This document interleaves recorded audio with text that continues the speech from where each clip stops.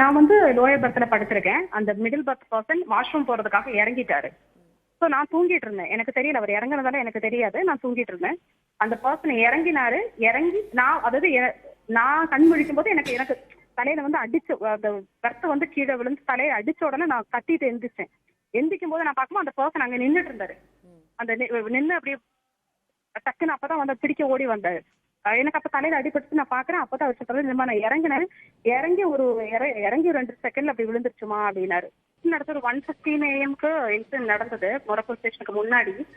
So Morappur station எங்களுக்கு railway station ட்ரெயின்ல எந்த ஃபெசிலிட்டியுமே இல்லை. ட்ரெயின்ல ஒரு காட்டன் கூட ட்ரெயின்ல கிடையாது. ஒரு ஃபர்ஸ்ட் எய்ட், ஒரு சின்ன ஒரு பேண்ட் தலையில சுத்தி வைக்கிறதுக்கு கூட ஒரு ஃபர்ஸ்ட் எய்ட் கிடையாது.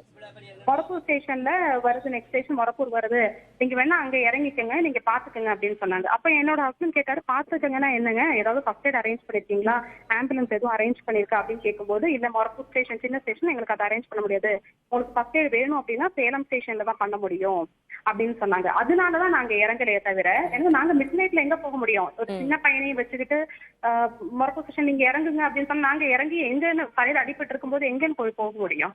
ஹஸ்பண்ட் அவ்வளவு கேட்கறாரு, ஒரு சின்ன ஃபர்ஸ்ட் எய்ட் பாக்ஸ் கூட தான் இல்லன்னு கேட்கறாரு. கேட்டதுக்கு அப்புறம் கூட எதுவுமே இல்ல. அந்த ட்ரெயின்ல எதுவும் யாருக்கும் எந்த டாக்டர்ஸும் இல்ல போல இருக்கு. டாக்டர்ஸ் இல்ல, ஒரு சின்ன ஃபர்ஸ்ட் எய்ட் பாக்ஸ் இல்ல. மெயினா கிட்டத்தட்ட ஒரு 1.5 மணி நேரம், நாங்க சேலம் வந்து சேர்றதுக்கு 1.5 மணி நேரம் ஆயிடுச்சு. இன்கேஸ் அரேஞ்ச் பண்ணிருந்தாங்கன்னா ஃபர்ஸ்ட் எய்டுக்காவது அவங்க வந்திருக்கணும் இல்லையா?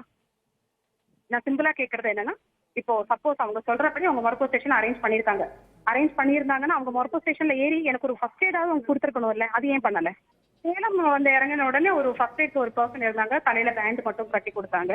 அதுக்கப்புறம் அங்க இருந்த ஆம்புலன்ஸ்ல கவர்மெண்ட் ஹாஸ்பிட்டலுக்கு அனுப்பிச்சு விட்டுறாங்க. இல்ல, ஒரு ஃபர்ஸ்ட் எய்டு இல்லங்கிறது வந்து ஒரு சின்ன பெரிய ஒரு விஷயங்க. நம்ம ஒரு 2 வீலர் நம்ம ஒரு ஃபர்ஸ்ட் எய்ட் ஒரு பேண்டேட் வச்சிருப்போம் இல்லைங்களா எல்லாருமே. ஒரு இவ்வளவு பெரிய ட்ரெயின்ல டெய்லி 1000 கணக்கான பேர் டிராவல் பண்றாங்க. ஒரு ஃபர்ஸ்ட் எய்ட் இல்லைங்கிறது வந்து உண்மையில வேதனைக்குரிய விஷயம் தான்.